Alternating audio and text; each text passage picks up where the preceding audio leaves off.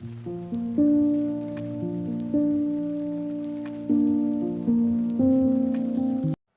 वालेकुम व्यूअर्स, कैसे हैं आप? उम्मीद करती हूँ खैरियत से होंगे। स्टडी विद बीआरडी में आप सबको खुश आमदीद। एमजीटी 111 की लेक्चर सीरीज़ का आज 5वां लेक्चर है, जिसमें हम ह्यूमन रिलेशन स्कूल को एंड करेंगे और बिहेवियरल थ्योरी को स्टार्ट करेंगे।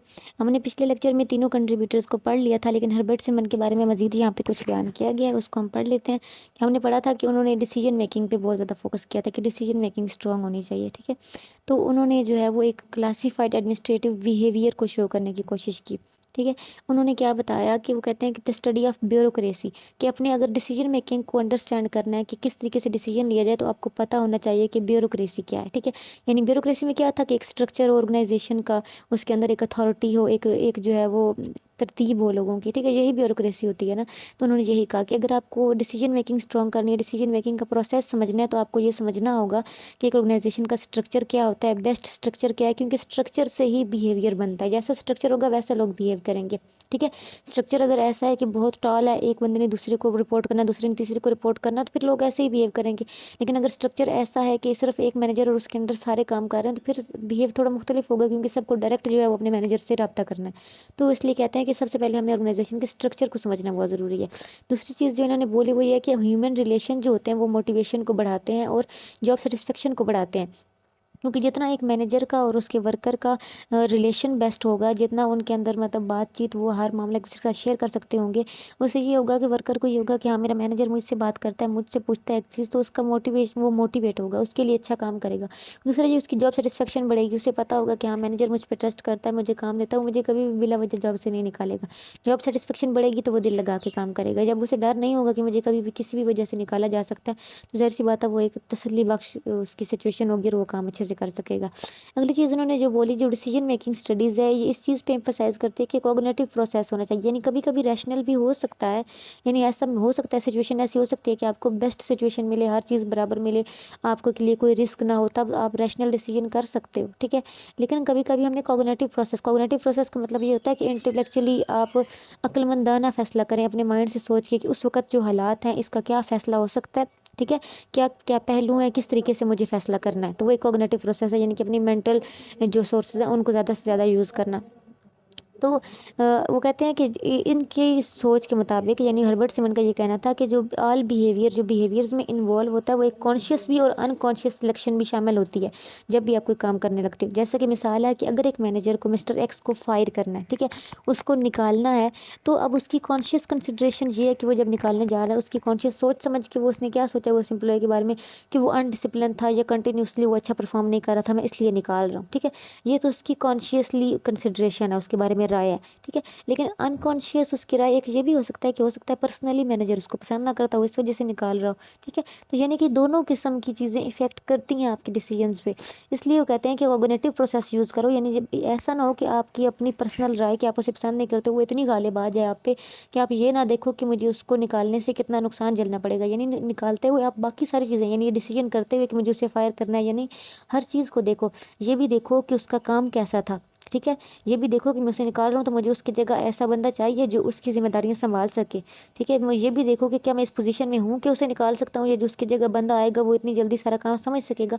यानी कि हर जगह आप सिर्फ़ अपना सोच के या अपनी पर्सनल राय पे काम नहीं कर सकते हो, आपको कॉग्निटिव प्रोसेस से काम करना है।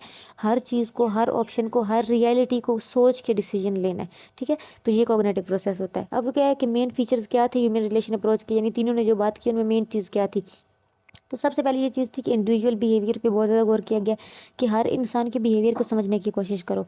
दूसरा था कॉग्निटिव डिसीजन मेकिंग प्रोसेस, इस पे बात की गई है। तीसरा था कि nature of authority in organisation के अंदर जो अथॉरिटी का प्रोसेस है, जो नेचर है, उसको समझने की कोशिश की जाए। तीसरा था कि इनफॉर्मल रिलेशन हो, इंटरपर्सनल रिलेशनशिप हो वर्कर्स के दरमियान और मैनेजर्स के दरमियान, यानी इस अप्रोच ने यही कहने की कोशिश की है। और ग्रुप डायनामिक्स मिल के काम किया जाए, कम्युनिकेशन पैटर्न अच्छा हो, सब एक दूसरे से बात कर सकें, शेयर कर सकें, प्रॉब्लम हो तो ऐसा माहौल हो कि शेयर की जा सके। इन्होंने मतलब इस चीज़ पे ज़्यादा गौर किया है। अब इसमें जो कमियाँ थी या जो जो किसी को ऑब्जेक्शन लगा, उस पे अगला स्कूल आया, वो है बिहेवियरल स्कूल, ठीक है। लेकिन वो हर अप्रोच जो है वो पिछली अप्रोच पे कुछ ना कुछ नए ऑब्जेक्शंस लेके आती है, तभी एक नई सोच सामने आती है। तो बिहेवियरल स्कूल भी तकरीबन जो है, अगर आप मैं कहूँ तो बिल्कुल सेम सेम ही था पिछली हमारी अप्रोच के, ह्यूमन रिलेशन अप्रोच के, ठीक है, तकरीबन सेम सेम चीज़, ये बस थोड़ा सा फ़र्क है इसमें। तो बिहेवियरल स्कूल जो है, इसने भी जो है वो ह्यूमन मोटिवेशन और सोशल इन्वायरमेंट पे, जो एक ऑर्गेनाइजेशन जहाँ काम कर रही है उस पर बहुत ज़्यादा फोकस किया है। ठीक है, इन्होंने ये स्टडी की है ह्यूमन बिहेवियर को इंडिविजुअली तौर पर। ठीक है, मतलब और ये मतलब एक इंडिविजुअल का बिहेवियर किस तरह इफेक्ट करता है एक पूरी ऑर्गेनाइजेशन की परफॉर्मेंस पे। अब इसके मेन कंट्रीब्यूटर्स जो हैं बिहेवियरल स्कूल के, वो मोस्टली साइकोलॉजिस्ट और सोशियोलॉजिस्ट हैं। ठीक है, सबसे पहले चीज़, बिहेवियर स्कूल को पढ़ने से पहले हमें ये देखना है कि बिहेवियर होता क्या है। Behaviour is defined in the general sense as action of people that are seen, यानी लोगों की वो एक्शंस जो हमें नज़र आते हैं, वो क्या होते हैं, उनका बिहेवियर। ठीक है, यानी रियली जिनको हम देख सकते हैं, जो फील कर सकते हैं, वो एटीट्यूड होता है। जो अनसीन चीज़ होती है वो एटीट्यूड होता है, जिसे हम बाकायदा देख सकते हैं, महसूस कर सकते हैं, वो क्या होता है, बिहेवियर होता है। ठीक है, feelings, perceptions, thoughts, attitude, motive, हर चीज़ ये इसमें आ सकती है। ठीक है, तो बिहेवियर जो है वो नज़र आता है, और जो अनसीन होता है वो एटीट्यूड होता है। अब अगली चीज़ हमने जो इसमें देखनी है भी जो है वो ह्यूमन रिलेशन स्कूल और बिहेवियरल स्कूल में, पहली चीज़ मैं ये बता दूं कि कॉमन क्या था दोनों में। कॉमन क्या है कि मोटिवेशन पे, लोगों की मोटिवेशन पे फोकस किया गया है। दोनों में यही एक चीज़ पे एम्फेसिस किया गया है कि क्लैरिटी ऑफ कम्युनिकेशन होनी चाहिए। पता हो सबको कि मुझे अगर हेल्प चाहिए तो मुझे किस से हेल्प मिलेगी, मुझे ये बात ये मसला हुआ तो मुझे किस से जाकर डिस्कस करना है, या अगर मैं डिस्कस करना है तो एक माहौल हो कि जहाँ डिस्कस किया जा सकता है, यानी कि क्लैरिटी हो कम्युनिकेशन सिस्टम में। तीसरी जो सब ने, इन दोनों स्कूल्स ने या दोनों थ्योरीज ने जिस पे फोकस किया है, वो है इंटरपर्सनल रिलेशनशिप, कि लोग किस तरह एक दूसरे से रिलेट करते हैं, किस तरह एक मैनेजर वर्कर से बात करेगा, किस तरह एक वर्कर मैनेजर से बात कर सकता है, दोनों में किस हद तक फ्रेंडशिप है, फ्रैंकनेस है, क्या सिस्टम है। ठीक है, ये होना चाहिए। तो दोनों ने इस चीज़ पे भी गौर किया है कि इंडिविजुअल और ग्रुप बिहेवियर। ठीक है, इंडिविजुअली भी एटीट्यूड पे गौर करना है और ग्रुप बिहेवियर पे भी गौर करना है। अब जो अगला बिहेवियरल स्कूल है, इसके मेन कंट्रीब्यूटर्स दो हैं, एक है डगलस मैकग्रेगर और एक है अब्राहम मैस्लो। अब दोनों में अगर मैं फ़र्क बताऊँ ना कि फ़र्क क्या है, तो जो ये बिहेवियरल स्कूल है इसने सिर्फ इंडिविजुअल्स पे बात की, मोस्टली सिर्फ इंडिविजुअली एक वर्कर की सारी जितनी नीड्स हो सकती हैं, या एक वर्कर का बिहेवियर जितना इफेक्ट करता है ना, उस पे बात की है। जबकि जो हमारी ह्यूमन रिलेशन थ्योरी थी उसमें ग्रुप बिहेवियर पे भी बात की गई थी। ठीक है, तो अब हम इसके दो मेन कंट्रीब्यूटर्स हैं, डगलस मैकग्रेगर और अब्राहम मैस्लो, इनको पढ़ते हैं। डगलस मैकग्रेगर जो है, इन्होंने प्रेजेंट की थ्योरी एक्स और थ्योरी वाई। ठीक है, थ्योरी एक्स में जो है वो इन्होंने ये कहा कि जो थ्योरी एक्स का मैनेजर है, मैनेजर एक्स जो है, वो अपने वर्कर्स के बारे में नेगेटिव एजम्पशंस रखता है, उनके बारे में उसकी गलत राय है, एक नेगेटिव राय है, अपने वर्कर्स को वो मतलब किसी भी काबिल नहीं समझता। और थ्योरी वाई का जो मैनेजर है, वो बहुत उसकी पॉजिटिव एजम्पशंस हैं अपने लोगों के बारे में, अपने वर्कर्स के बारे में। ठीक है, अब इसको हम पढ़ लेते हैं। थ्योरी एक्स में वो ये कहता है कि जो एक्स मैनेजर है वो कहता है कि मेरे जो वर्कर्स हैं वो डिसलाइक करते हैं वर्क को।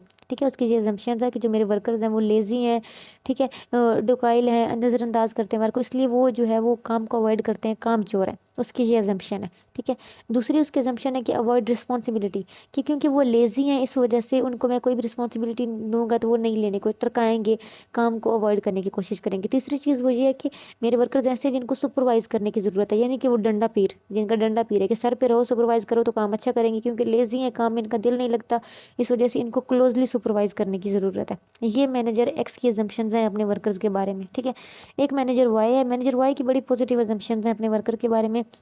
वो ये कहता है कि मेरे लोग जो हैं वो पीपल एक्सेप्ट रिस्पॉन्सिबिलिटी, कि वो इतने एक्टिव, इतने अगील हैं कि वो विलिंग है कि उनको काम दिया जाए और काम जो है वो करें। ठीक है, वो कहता है कि मेरे वर्कर्स ऐसे हैं जो रिस्पॉन्सिबिलिटी को एक्सेप्ट करते हैं और वो अचीव करना चाहते हैं ऑर्गेनाइजेशन के गोल को। दूसरा वो कहते हैं कि कैन एक्सरसाइज कंट्रोल, वो कहते हैं कि मुझे ज़रूरत नहीं है उनको बहुत ज़्यादा ओवरली कंट्रोल करने की, मेरे जो वर्कर्स हैं वो रिस्पॉन्सिबल हैं, इसलिए मुझे ओवर कंट्रोल करने की चीज़ों को देखने की ज़्यादा ज़रूरत नहीं है। तीसरा वो ये कहता है कि मेरे वर्कर्स के अंदर कैपेसिटी है, कि उनके अंदर कैपेसिटी है कि वो क्रिएटिव हैं, वो चैलेंज को एक्सेप्ट कर सकते हैं, मैं उनको रिस्पॉन्सिबिलिटी दूंगा वो लेंगे, मैं उनको कोई डिसीजन करने का बोलूँगा वो क्रिएटिव इतने हैं कि वो डिसीजन कर लेंगे। चौथी एजम्पशन जो इसकी है वो कहता है कि can work as natural as rest और प्ले, कहता है कि मेरे वर्कर्स के लिए काम बोझ नहीं है, वो काम अवॉइड नहीं करते, उनके लिए काम बिल्कुल ऐसा ही है जैसे इंसान खाता पीता है, जिस तरह सोता है, जिस तरह वो एक रूटीन के काम है, इस तरह काम करना भी उनके लिए इसी तरह नेचुरल है। ठीक है, यानी कि इसलिए मुझे अपने वर्कर्स को क्लोजली जो है वो देखने की ज़रूरत नहीं है। ठीक है, तो मतलब ये उसकी थ्योरी है। वो ये कहता है कि जिस तरह मैनेजर एक्स अपने वर्कर्स के बारे में सोचता है ना, तो वो ऐसा एटीट्यूड रख लेता है। वो उसे हर वक़्त ये लगता है कि मेरे वर्कर्स लेज़ी हैं, मैं नज़र नहीं रखूँगा तो ये काम टकाएँगे, ये काम अवॉइड करेंगे। तो इस सिचुएशन में फिर क्या होता है कि वर्कर्स भी फिर वैसा ही बिहेव करते हैं अपने मैनेजर के साथ। मैनेजर को खड़ूस समझेंगे, मैनेजर की बातों को बस अल्लाह-अल्लाह के मैनेजर आए और बस मेरी कभी उससे सामना ना हो, ऐसी सिचुएशन होती है। कभी मुझे उससे बात ना करनी पड़े। और फिर जो थ्योरी वाई का मैनेजर है, क्योंकि वो असम्पशन्स क्लोज़ रखता है, पॉज़िटिव रखता है, फिर इसके वर्कर्स भी, क्योंकि अब वो शाइस्तगी से, क्योंकि वो बिलीव कर रहा है तो उसे डंडा पीर बनने की क्या ज़रूरत है, ठीक है? वो प्यार से ही बात करेगा, वो प्यार से बात करेगा, सामने वाले की रिस्पेक्ट करेगा तो वर्कर्स भी रिस्पेक्ट करेंगे। वो खुशी-खुशी काम लेंगे, उसके लिए कुछ भी करने को तैयार होंगे, उसके लिए एक्स्ट्रा वर्क भी कर देंगे। क्यों? क्योंकि वो अच्छे से बात कर रहा है। तो डगलस मैकग्रेगर का कहना ये था कि जिस तरह हम एक्सपेक्ट करते हैं लोगों से, लोग फिर वैसे ही हमें करके दिखाते हैं, ठीक है? ये इसकी थ्योरी थी, 2 असम्पशन थी। अगली थ्योरी है अब्राहम मैज़लो की। अब्राहम मैज़लो ने एक थ्योरी दी नीड हायरार्की की। वो कहता है कि 5 किस्म की एक इंसान की ज़रूरियात होती हैं, ठीक है?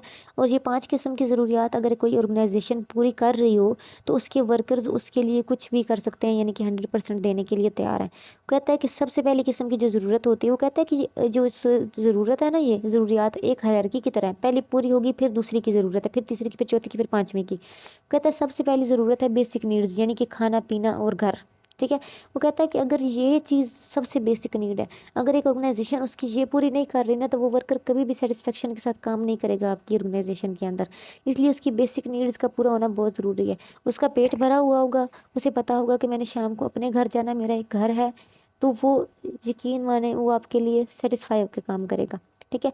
अगर उसकी ये नीड पूरी हो जाती है तो फिर अगली उसकी सोच क्या होगी? सेफ्टी, कि जहाँ मैं काम कर रहा हूँ वो जगह मेरे लिए सेफ़ हो, जहाँ मैं रहता हूँ वो सेफ़ हो, मेरा पिक एंड ड्रॉप, मेरा रास्ता सेफ़ हो, ठीक है? अगर उससे उसकी सेफ्टी के लिए वो उसका जो अगला कंसर्न होगा, ठीक है? तो अगर आप उसको वो माहौल ऐसा दे रहे हो कि जहाँ वो काम कर रहा है वो सेफ़ जगह है, उसका आने-जाने का रास्ता सेफ़ है, तो वो सैटिस्फाई होके आपके लिए काम करेगा। ये 2 ज़रूरियात पूरी हो जाएँ तो अगली ज़रूरत एक इंसान की वो होती है बिलॉन्गिंगनेस। कहता है कि मेरे साथ मेल-जोल करने वाले लोग हों, ऐसी जगह हो जहाँ मैं काम कर रहा हूँ कि ऐसा ना हो कि सारा दिन मुझे बंद होके रहना पड़े, ठीक है? कोई मुझसे बात करे, लंच ब्रेक है तो कोई लोग ऐसे हों जो मुझसे मिलें-जुलें, बात करें, मेरे फ्रेंड्स हों वहाँ पे, किसी से मुझे प्रॉब्लम हो मैं किसी से शेयर कर सकूँ। बिलॉन्गिंगनेस की नीड, ये एक नेचुरल नीड है।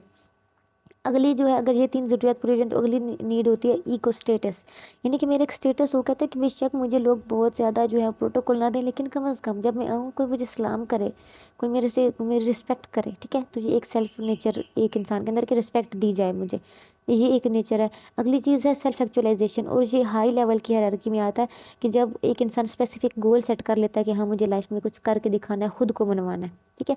लेकिन यहाँ पे अब्राहम मैज़लो का ये कहना है कि अगर 5वें लेवल तक भी एक इंसान पहुँच जाए और उससे पहली नीड छीन ली जाए ना, तो वो ज़ीरो पे आ जाएगा, ठीक है? एक इंसान सेल्फ एक्चुअलाइज़ेशन अपने गोल सेटिंग तक पहुँच गया है, लेकिन क्या है कि उसकी बेसिक नीड्स ही उससे छीन ली जाए, उसका खाना-पीना ही ख़त्म हो जाए, तो यकीन मानिए फिर उसे कोई फ़र्क नहीं पड़ेगा कि मेरी सेफ्टी है या नहीं, उसे फ़र्क नहीं पड़ेगा लोग मुझसे बात करते हैं या नहीं, उसे नहीं फ़र्क पड़ेगा लोग मुझे सलाम करें, मेरे बारे में क्या सोचते हैं। फिर वो उससे क्या है, वो डायरेक्टली ज़ीरो पे चला जाएगा और उसे अपनी बेसिक नीड्स पूरी करनी है। तो इसलिए इनका ये कहना था कि अगर ये 5 नीड्स कोई ऑर्गेनाइज़ेशन और इसी हायरार्की से पूरी कर रही हो, तो वो वर्कर अच्छे से काम करेगा।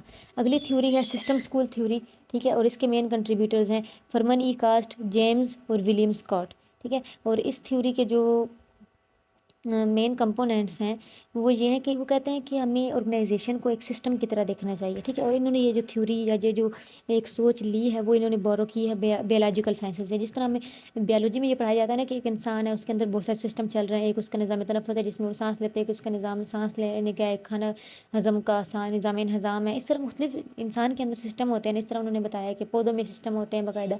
तो इसी चीज़ से, इसी नज़रिए से जो है ये नज़रिया लिया गया है कि एक जो ऑर्गेनाइजेशन होती है उसके अंदर भी बहुत सारे सिस्टम चल रहे होते हैं। उसका एक इकोनॉमी का सिस्टम है, उसका एक सर्कुलेटरी सिस्टम है, उसका एक हर चीज़, यानी बहुत सारी चीज़ों से वो मिल के चल रहा होता है, ठीक है? तो इसी तरह यानी कि ऑर्गेनाइजेशन के अंदर भी सिस्टम है, वो सिस्टम ही जो है वो उसे जो है वो मुकम्मल ऑर्गेनाइजेशन बनाते हैं। तो कहते हैं कि 2 मेन कंपोनेंट्स हैं एक सिस्टम थ्योरी के। सबसे पहला ये है कि सिस्टम स्कूल व्यू ऑर्गेनाइजेशन को एक यूनिफाइड पर्पसफुल सिस्टम जो है वो कंपोज करता है, जो वो इररिलेटेड होता है बाकी पार्ट से, ठीक है? वो कहता है कि एक मुकम्मल एक जान है, एक जिस्म है, एक ऑर्गेनाइजेशन, ठीक है। वो एक पर्पसफुल सिस्टम उसके अंदर चल रहा है, उसका एक बाकायदा मकसद है जिसकी वजह से वो मौजूद है।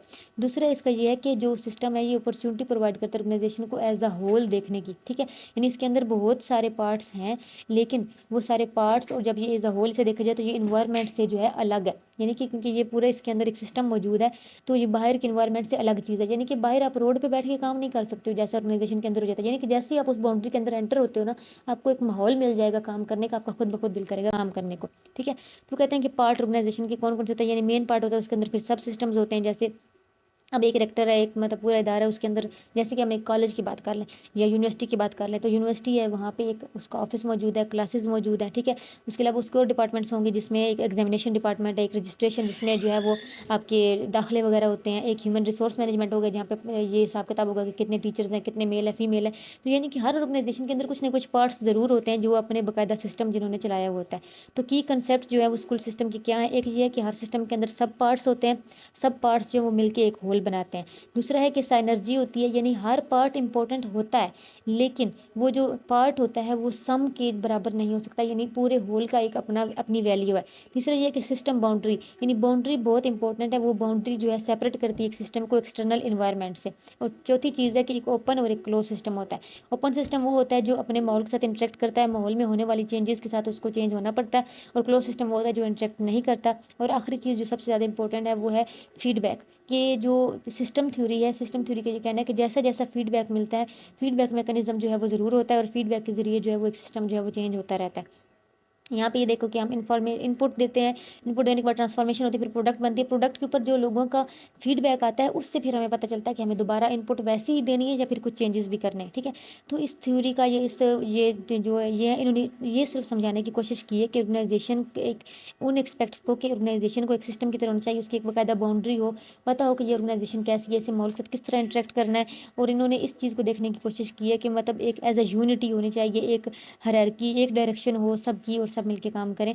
तो इनका ये कहना था, इनकी ये थ्योरी थी। आई होप आपको आज का लेक्चर समझ में आ गया होगा। कोई भी कन्फ्यूजन हो आप कमेंट बॉक्स में पूछ सकते हैं। इसके अलावा व्हाट्सएप ग्रुप मौजूद है जिसका लिंक डिस्क्रिप्शन में मौजूद है, उसको ज्वाइन करें। कोई भी कन्फ्यूजन हो डिटेल में आप वहाँ पे मुझसे डिस्कस कर सकते हैं। वीडियो अच्छी लगी है तो लाइक करें, शेयर करें, चैनल को सब्सक्राइब करें, बेल आइकन को प्रेस कर लें ताकि आने वाली वीडियोज़ का जो नोटिफिकेशन आपको टाइम पर मिलता रहे और आपका कोई भी लेक्चर मिस ना हो। दुआ में याद रखिएगा। अगली वीडियो तक के लिए अल्लाह हाफिज़।